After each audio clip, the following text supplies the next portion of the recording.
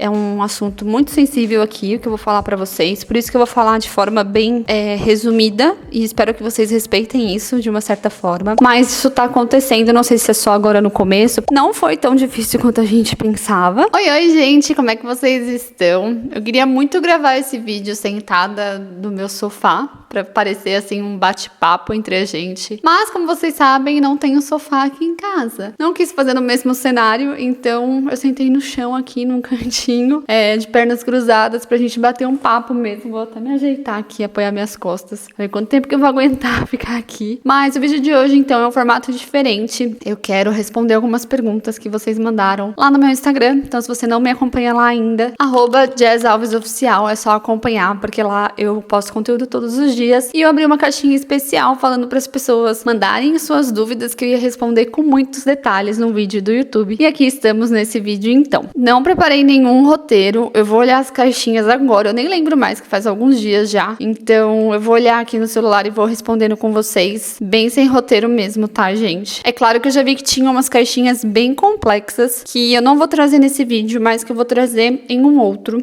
porque eu preciso preparar o conteúdo e, dar um vídeo inteiro só sobre isso. Então, algumas dessas aqui eu não vou responder hoje nesse vídeo, mas eu vou trazer em próximos vídeos aí. Como vocês sabem, estou no final da gestação e se vocês sentirem aí, perceberem que eu estou um pouco ofegante pra falar, é por conta disso, tá? Eu tô ficando bem cansada quando eu falo, então vai ter algumas pausas aí. Na edição também eu tiro pra ficar mais tranquilo de vocês assistirem, mas eu tenho cansado bastante de falar.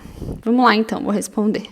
Tem bastante perguntas de vocês aqui. Eu vou seguir a ordem pra gente ver como é que foi. Essa é uma pergunta que eu quero muito trazer pra vocês, mas eu não consigo responder nesse vídeo, eu preciso preparar. Então a pergunta foi: quanto custou toda a mudança, considerando os gastos, desde o Brasil até mobiliar a casa, né? Então isso aqui eu preciso preparar para um outro vídeo, tá? Eu vou deixar isso separado e vai ser um vídeo só sobre isso. Eu realmente preciso levantar esses gastos, né? Buscar os nossos documentos, as nossas transferências e trazer isso pra vocês, mas eu acho que esse é um assunto que pode interessar bastante gente. Não sei, deixem aí nos comentários se vocês gostariam de ter acesso a um vídeo como esse, com todos esses gastos. Próxima pergunta: qual foi sua maior descoberta após imigrar? O que aprendeu de mais valioso? A maior frustração? Então, gente, no meu caso, não é a primeira vez que eu imigro, né, que eu vou morar num outro país. Então, Portugal é o 4º país que eu tô morando. Então, eu já morei na Austrália por 1 ano e meio, morei em Malta por 10 meses e morei na Espanha por 1 ano e meio também. Então, essa experiência de imigrar não é a primeira vez que eu tô tendo e é tudo muito parecido, né? Eu já sabia meio as coisas que me esperavam, os desafios que me esperavam, então minha cabeça meu psicológico já tava muito preparado pra tudo isso. Eu sabia que era um recomeço, né? Eu lembro que eu até criei alguns conteúdos e sempre falava, nossa, começando do zero. E eu vi que meu marido falava, não, mas a gente não tá começando do zero, né? A gente tem um emprego, a gente tem as nossas coisas, nossa fonte de renda. Eu falei, eu sei que a gente tem, mas mesmo assim é recomeçar, né? É do zero. Você começa num lugar novo, você não conhece ninguém. A nossa casa não tem nada, a gente tá tendo que comprar as coisas. Então, é do zero também, de uma certa forma, né? Você tá aprendendo sobre aquele país, sobre aquela cultura. Então, acho que a gente tem que levar muito isso em consideração na hora de você emigrar para um país novo. Agora, a descoberta que eu tive foi mais com relação à criação de conteúdo, né? Eu sabia que tinha uma certa diferença, eu sabia que rolava um pouquinho de preconceito com os brasileiros aqui em Portugal, mas criando conteúdo eu percebi que isso é bem forte, assim, tem bastante. E outra coisa que eu já sabia, mas ao mesmo tempo tá sendo um desafio enorme, é a questão da língua, porque, gente, não é a mesma mesmo. É bem difícil de entender algumas pessoas. Tem pessoas que eu entendo muito bem, eu consigo conversar, mas tem pessoas que eu não entendo. Eu peguei um médico, por exemplo, que fez o exame do ecocardiograma fetal e que eu não entendia. Eu não entendia. Ele tava conversando comigo, mas eu não entendia direito o que ele falava. Quando ele me perguntava, ele tinha que repetir, porque eu não entendia. E é ruim, assim, eu não gosto. Eu sei que quando eu vou no comércio, alguma coisa, as pessoas perguntam algo, eu tenho que falar que desculpa, não entendi. Isso é muito ruim pra pessoa também, eu sei que isso é ruim. Mas eu não entendo, gente. Tem várias coisas que eu não entendo. E eles entendem a gente completamente. É difícil alguém que pergunta e pede pra repetir o que eu tô falando, mas eu geralmente tenho que pedir para as pessoas repetirem o que elas estão falando, porque eu não tô entendendo. E também a questão de me policiar com as palavras que são diferentes. Então, por exemplo, quando eu tenho que falar o número do meu telefone, sou muito acostumada a falar o 6 no lugar do 6, né? E aí quando eu falo 6 aqui, eles não entendem, tem que falar o 6. E aí eu tento me policiar, mas muitas vezes eu falo 6, logo em seguida eu me corrijo pro 6, porque eu percebo que eles não entendem, eu falo 6. Alguns entendem, mas eles travam um pouquinho, e aí eu já percebo, peço desculpa e corrijo. Algumas palavras simples, como aplicativo, que é aplicação, eu erro na hora de falar, então eu venho tentando sempre me controlar. E que eu fui pedir no mercado esses dias? Eu fui no talho, que é o açougue, e fui pedir frango. Aí eu falei... Tudo bem, o Vinícius falou que eu usei uma palavra que ninguém usa nem no Brasil, mas enfim. Eu falei que eu queria o frango, o filé de frango, o peito de frango, que eu queria filetado, porque eu pensei em filé. Aí o cara também não entendeu, aí ele falou, é fatiado. Eu falei, sim, fatiado, por favor. Então são pequenas coisas que a gente vai se adaptando, assim, mas é ruim, assim. Eu sei que... Eu não gostaria de ter que pedir para eles repetirem, eu não gostaria de não entender, né? De falar, eu não entendi, repete, por favor, que eu sei que isso é chato. Mas isso tá acontecendo, eu não sei se é só agora no começo, pode ser que daqui a um tempo eu me acostume mais com o idioma, mas realmente está sendo um desafio. O que eu aprendi de mais valioso, eu acho que é uma coisa que eu já sabia, da questão de imigrar, mas que não é muito do lugar, e sim do que você faz do seu dia a dia, de como é você. Então, você pode estar no Brasil, você pode estar em Portugal, você pode estar na Austrália, você pode estar em qualquer lugar. É você que faz a sua rotina, né? Você que faz a sua vida ali, o seu dia a dia. Então, não pense que ao mudar de país, a sua vida vai ser transformada, você vai ser outra pessoa, que tudo vai ser diferente. Não. Você pode ter a mesma vida que você tinha no Brasil e em Portugal. Então, vai muito de você, né, querer essa mudança e trazer essa mudança para sua vida. Aproveitar, isso é bom, né? Quando você muda de país, você pode aproveitar essa mudança para mudar algumas outras coisas, alimentação, rotina, né? Coisas que você talvez não conseguia fazer onde você morava e agora você consegue. Então, eu acho que vai dar gente mudar, mas não é muito o lugar em si, e sim você, o que passa aqui, ó, na sua cabeça. E maior frustração, eu acho que entra na questão do idioma mesmo, tá? Essa questão de se comunicar, eu acho que é meio frustrante. E o fato da gente ainda não tá conseguindo passear, tipo, conhecer, explorar o país. Mas isso aí eu tenho que ter paciência, eu já sabia que seria assim, né? Faz 2 meses que a gente tá aqui e ainda vamos com calma, porque não tá rolando fazer os passeios ainda. Eu também tô numa dieta bem restrita por causa da diabetes gestacional. Então eu também não tô podendo comer várias coisas diferentes, doces e comidas, enfim, diferentes de Portugal. Não tô podendo experimentar essas coisas. Então essa parte tá sendo um pouco frustrante, mas faz parte do processo. Próxima pergunta. Está sendo fácil o processo de autorização de residência para o seu marido? Meu caso é igual ao seu. Então, quando a gente chegou aqui, a gente sabia que o processo estava complicado aqui em Portugal. A gente sabia que estava difícil para as pessoas... Bom, deixa eu contextualizar para quem não sabe. Então, eu tenho a nacionalidade portuguesa e meu marido veio comigo e ele precisa tirar a autorização de residência dele aqui para ele poder viver aqui em Portugal, né?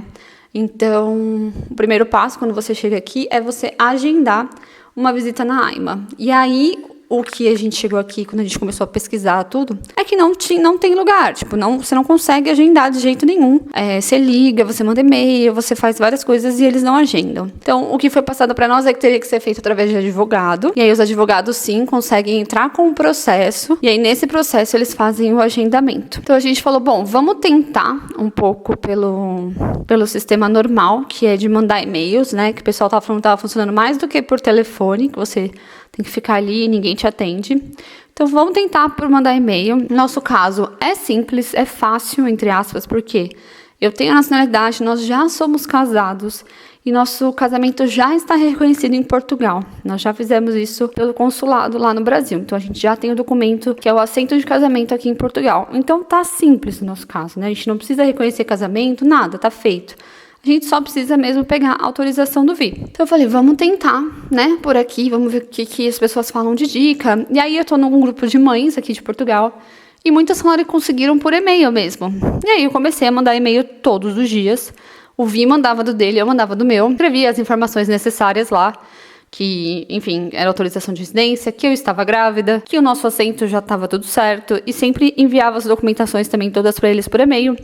Enfim, todos os dias de manhã eu pegava e mandava esse e-mail. E aí, gente, com acho que umas 3 semanas mandando esses e-mails, a gente recebeu um retorno. Então a gente conseguiu uma data da AIMA, né, dessa primeira visita. Não quer dizer que ele já vai tirar, mas provavelmente sim. Mas a gente conseguiu uma data, então, pro final de outubro. Então tá distante, mas conseguimos uma data, que é o mais importante. Então agora é preparar a documentação para levar nesse dia. E se Deus quiser, nesse dia ele já sai com autorização de residência feita, né? E espera chegar em casa depois do cartão. Mas o processo não foi tão difícil quanto a gente pensava. A gente estava prestes a pagar advogado para entrar com o processo, porque o Vi entrou com visto de turista. Então ele tem 3 meses aqui legais e a gente ficou, a gente estava preocupado, né? A gente não queria que ele ficasse ilegal aqui. Mas no final das contas a gente conseguiu fazer sem advogado, deu tudo certo. Pelo menos o agendamento, né? Vamos ver como vai ser daqui pra frente. Mas conseguimos dar entrada nisso aí. A gente ficou muito feliz, tirou um peso muito grande das nossas costas.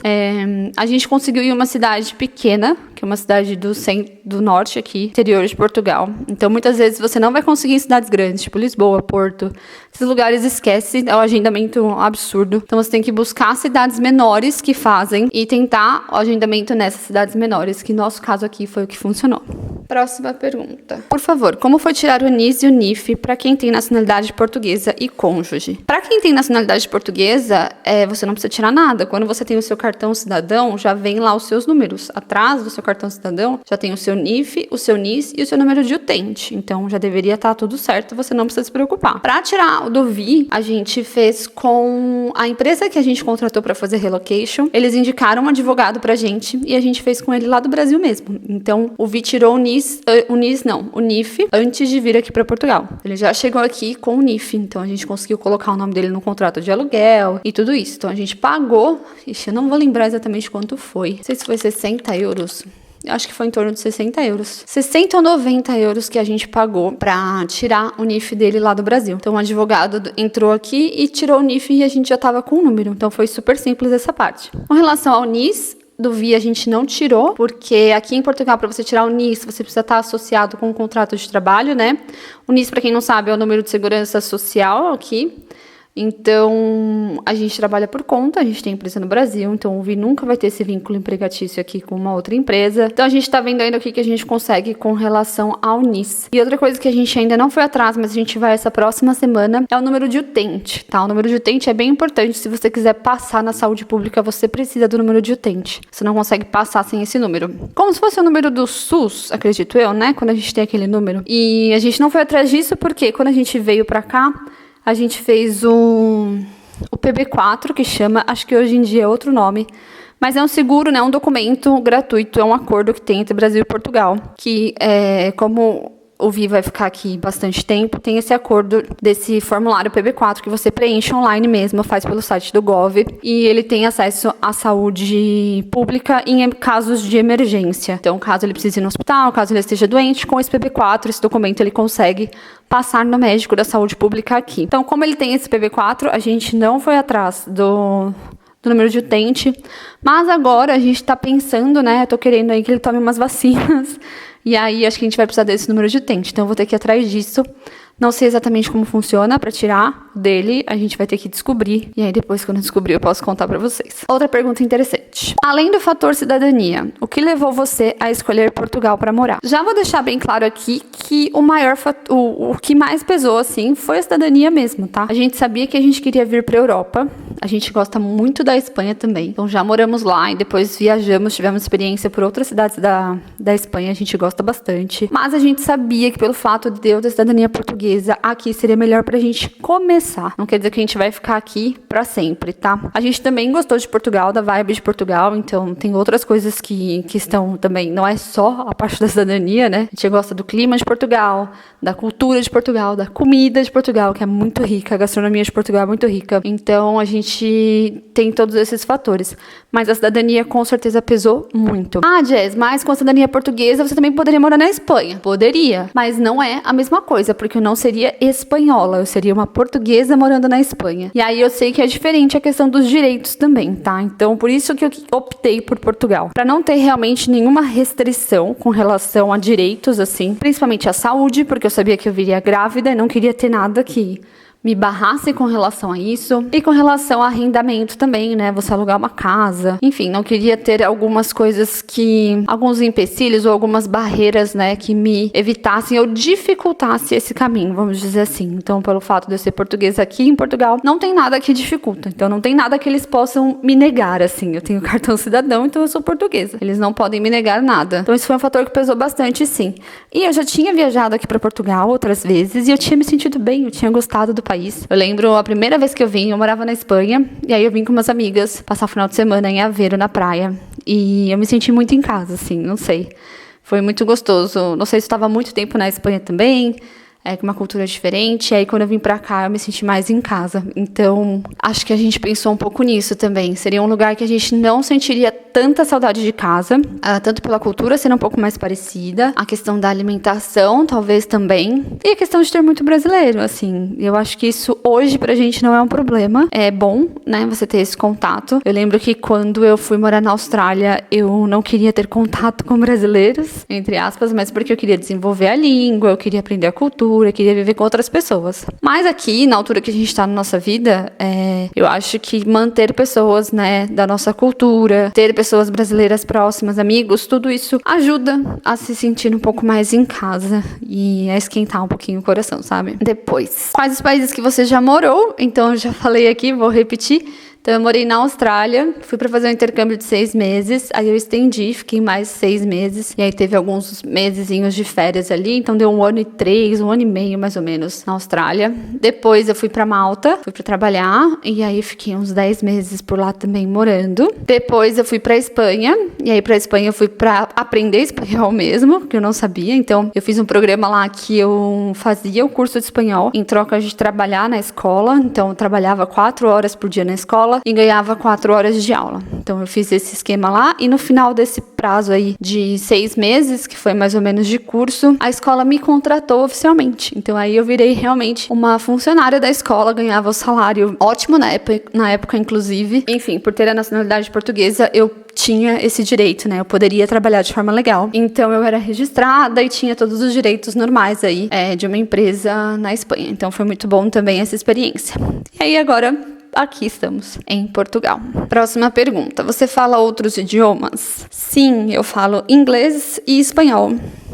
E português do Brasil. Agora eu sei que eu falo português do Brasil. Porque o português de Portugal realmente eu não falo. Mas sim, nesse intercâmbio que eu fiz na Austrália foi justamente para aprender o inglês. Então aprendi, né, nesse tempo todo. Estudei muito, mas me evolui muito bem assim. E aí quando eu trabalhava em Malta, eu usava bastante o inglês, né, que lá você usa o inglês. Só que lá eu conheci muitas pessoas que falavam espanhol e me deu muita vontade de aprender o espanhol também. Então, por isso que eu fui fazer o intercâmbio na Espanha e aprender. Também evolui super bem. Além de evoluir no curso, depois trabalhava na escola em espanhol. Então, conversava, todos os meus amigos. Era tudo, não tinha brasileiro na cidade onde eu morava. Então, foi uma imersão mesmo. Para esses 2 idiomas, eu aprendi na base da imersão. E acho que é a melhor forma de você aprender, assim, qualquer idioma. Então é isso, hoje em dia eu falo esses 3. E agora estou aprendendo o português de Portugal. Uma pergunta aqui. Quero começar a trabalhar com a internet. Seu curso é suficiente ou indica fazer graduação em marketing?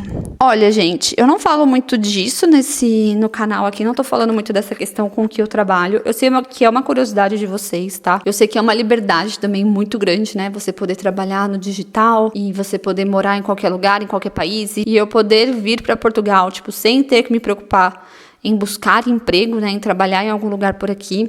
Isso é o sonho de muita gente, é a realidade que muitas pessoas querem viver. Então, se vocês tiverem mais interesse sobre esse tema, deixa aqui nos comentários. Eu posso ver se eu consigo trazer, sei lá, um vídeo por semana ou um vídeo a cada 15 dias mais focado nesse tema. Não que esse seja o foco do canal, mas eu posso falar um pouquinho mais sobre isso. Aqui ela perguntou se eu indico fazer graduação em marketing e eu acho que para trabalhar com a internet você não precisa fazer graduação. Eu falo isso por experiência própria. É claro que eu tenho uma faculdade, eu fiz uma faculdade de sistemas de informação, essa faculdade me ajudou demais. Eu sou muito grata por ter feito, me abriu várias portas, né, e trabalhou muito o meu lado lógico. Eu falo que o que eu aprendi, assim, que eu mais trago, assim, comigo na vida da faculdade foi o raciocínio lógico e eu consigo aplicar isso em tudo que eu faço hoje em dia. Além de todo o desenvolvimento que a faculdade traz, o mercado de trabalho também.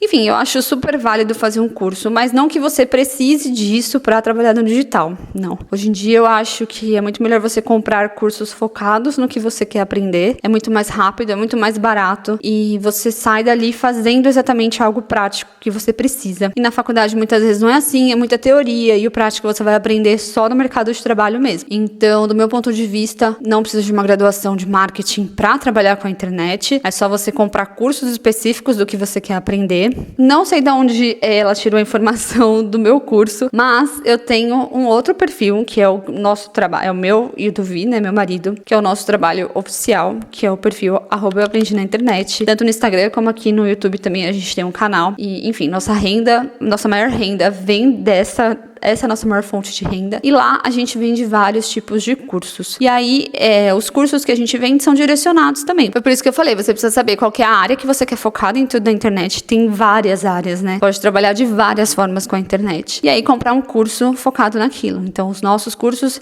têm foco lá em Instagram, em design. Então, você consegue sim monetizar a partir desses meios aí, que é o que a gente ensina. E o que eu tô fazendo agora, que eu tô gravando um curso também, que é o seu Instagram estratégico, é o que eu estou usando nos meus perfis atuais, porque agora eu estou desenvolvendo um perfil para trabalhar com influência, né? Então é um pouco diferente do que a gente faz no nosso perfil. No nosso perfil a gente trabalha mais como infoprodutores. Então a gente vende produtos por lá. A gente não compartilha muito da nossa vida, o dia a dia, nada disso. Agora o que eu venho trabalhando tanto aqui no YouTube quanto no meu Instagram é mais essa parte de influência. E aí eu tô testando tudo que eu tô fazendo e também já estou gravando alguns conteúdos que eu fiz ali para preparar as minhas redes sociais para receber essas pessoas que estão chegando. Aqui no YouTube faz 2 meses que eu tô com esse canal e agora provavelmente no 3º mês eu já vou conseguir monetizar ele. No Instagram eu tô crescendo aos poucos. Eu não quero crescer rápido também, porque eu já tive um perfil que eu cresci rápido com conteúdo que viralizou e não achei que foi legal. Não achei que as pessoas interagiam depois e, assim, não acho que seja legal dessa forma. Prefiro crescer aos poucos com conteúdos alinhados com o que eu vou trazer ali. E é isso que eu tô fazendo dentro do Instagram. E nesses 2 meses que eu tô aqui em Portugal, eu já tenho algumas parcerias com algumas empresas e já estou ganhando algumas comissões com relação a isso. Então eu venho trabalhando essa parte e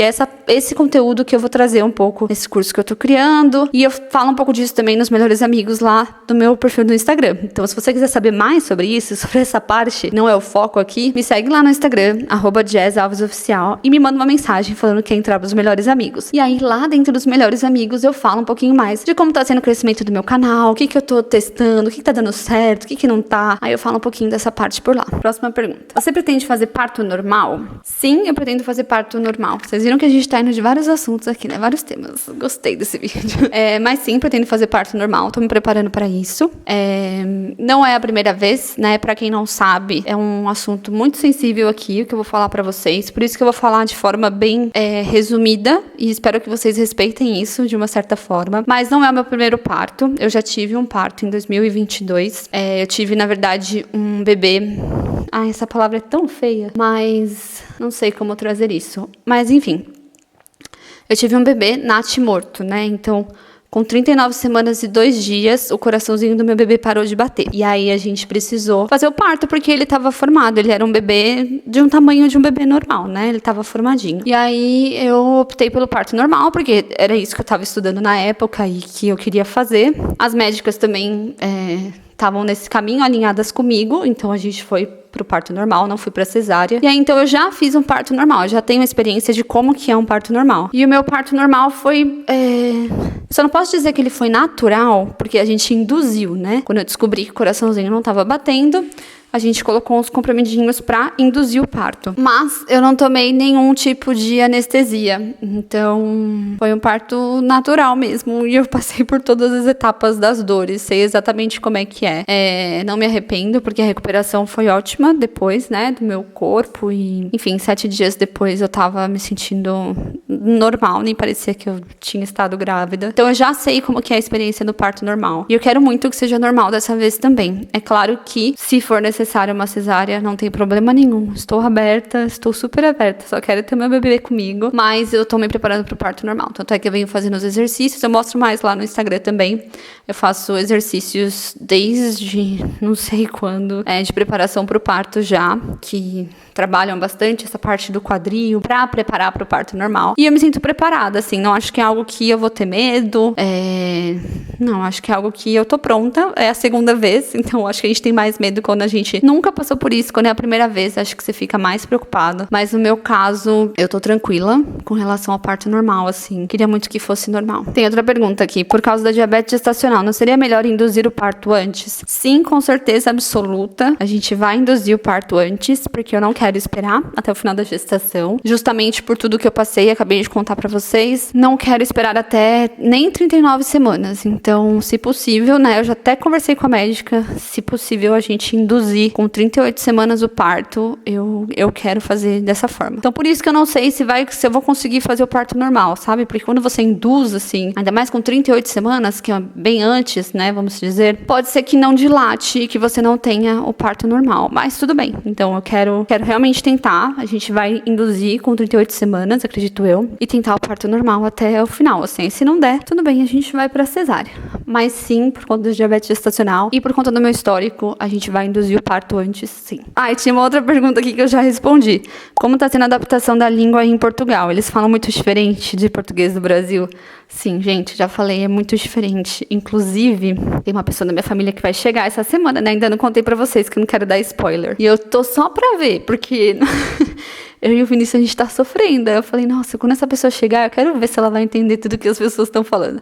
Ela não vai entender, porque a gente não entende, ela não vai entender. Então, realmente, é diferente, gente. É bem difícil. Acho que depende muito da região também. Falam que aqui na região norte é mais forte esse sotaque, mais difícil de entender. Enfim, não sei. A gente tem sentido bastante dificuldade, principalmente alguns médicos, porque a pessoa tá te perguntando, tá falando coisas pra você e você não tá entendendo algumas coisas. E isso é complicado, porque acho que às vezes eu entendo mais o espanhol do que português de Portugal. Mas, enfim, acho que é costume também. Aqui uma pergunta que eu imaginei que chegaria, né? Eu acabei respondendo nesse vídeo, mas que é: boa noite, você disse que já teve outra gravidez, o bebê nasceu, está no Brasil? Então é isso, gente, foi isso que aconteceu, tá? Geralmente eu falo que tive outra gestação, não entro muito no assunto, porque acho que não é um assunto que eu quero entrar, né? Mas sim, foi isso que aconteceu. Eu tive uma outra gestação, 2022, e enfim, essa é a minha segunda gestação, então, e será o meu segundo parto. E aí tem umas perguntas que o pessoal mandou fora da caixinha, porque era muito grande, e deixa eu ver aqui.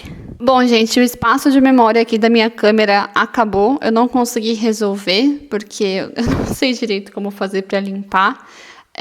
O Vi não tá aqui pra me ajudar agora, mas eu vou finalizar então esse vídeo aqui pelo celular mesmo pra vocês. Tinham mais algumas perguntas, mas eu acho que o vídeo vai ficar muito grande, então vou deixar pra responder essas perguntas em um próximo. Daqui 2 semanas mais ou menos eu abro uma caixinha de novo, então, pra vocês responderem, deixarem as perguntas lá pra eu fazer o vídeo aqui do YouTube. E aí eu volto com essas perguntas que faltaram, que foram pessoas que mandaram bastante, e aí não mandaram na caixinha, mandaram por mensagem. E aí eu tava tentando ver ali pra trazer pra vocês, mas então fica para um próximo vídeo. Bom, espero que vocês tenham gostado desse formato. Já deixa aqui nos comentários se vocês gostaram ou não, se vocês querem mais vídeos como esses daqui. E já me segue lá no Instagram também, que você pode mandar a sua dúvida. E aí eu trago aqui pra responder pra vocês de forma mais completa. Um beijo e a gente se vê no próximo vídeo. Tchau!